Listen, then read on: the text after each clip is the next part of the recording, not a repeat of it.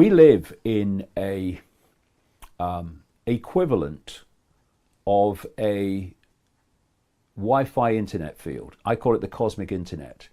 They're quantum fields of possibility and probability waiting to manifest. I've got a computer here, and what appears on that screen is dictated by what part of the internet I access.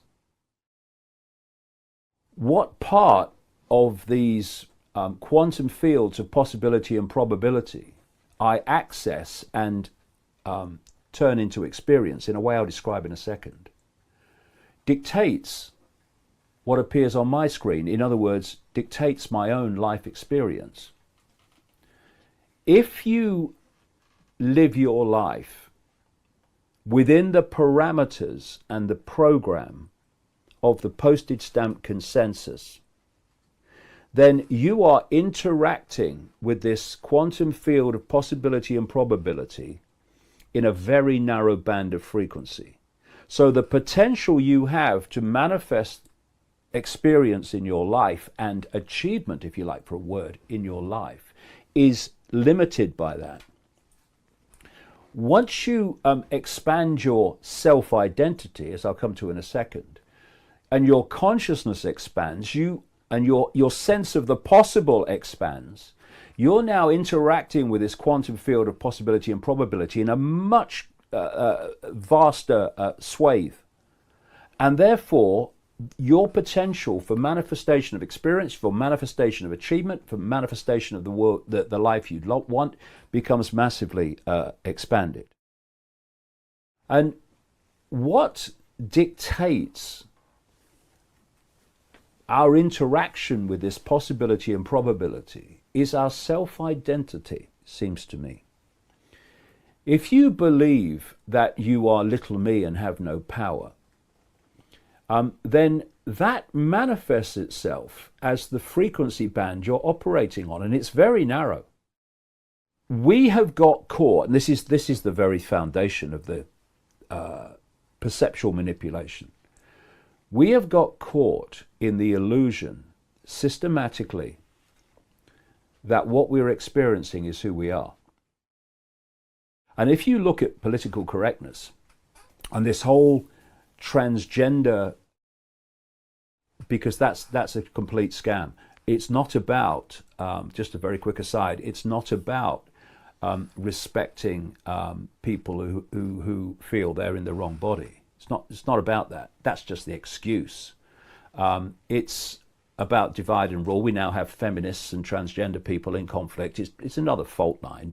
If you look at it, it's creating subdivisions and subdivisions and subdivisions of self-identity. Every time you subdivide in a smaller perception of self, you are getting further and further and further away from the true self, which is consciousness. Consciousness that's having that experience. We are in our prime form, a state of awareness, a state of being aware. When we experience through the body, when that consciousness experiences through the body focuses the attention of that consciousness in a tiny band of frequency known as visible light, which is so tiny it's laughable, and that's all that we can see.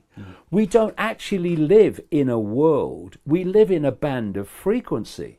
And beyond that frequency is infinity, which we can't see. It's an experience.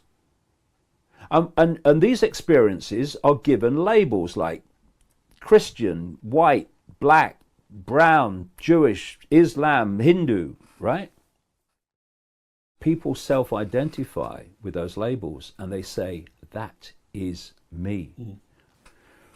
And you, Mr. Islamic man, and you, Mr. Jewish man, and you, Mr. Christian man, and you, Mr. White man, you, Mr. Black man, you, Mr. Asian man, you're all points of attention of the same infinite consciousness.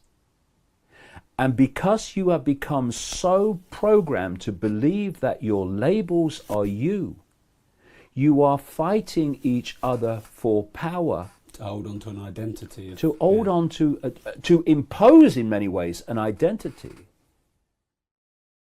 So when in the body you can stop self-identifying with the labels and start to self-identify with being the consciousness, everything changes. Because what self-identification with labels does is it focuses attention, and your interaction with the cosmic field of probability and possibility is limited by that focus of attention within that frequency. Once you say, they are my experiences, I am the infinite awareness having those experiences, you start to interact with possibility and probability on a vastly greater scale. And suddenly, life becomes an adventure. Suddenly, your life changes. People that represent the old frequency of your life, they disappear. New people come in, new opportunities happen, amazing coincidences happen that didn't happen before. Oh, it's a miracle. Fancy me? No, it's not a miracle. You're interacting with possibility and probability on a vaster scale. Therefore, probability and possibilities happen in a more extraordinary way than they do when you're there. You realize that while the vast majority of people that are making decisions every day, like politicians and people, etc., are overwhelmingly 99.999% clueless about reality, as are most scientists, vast majority of scientists and doctors and all of them, deep in the shadows, out of the public arena, where it's all coming from, they understand how this works. They know that if they can hijack your perception, they can hijack your experience, the more they can contract our sense of self, the more they can control our life experiences and suppress it to the point where we're no problem to them.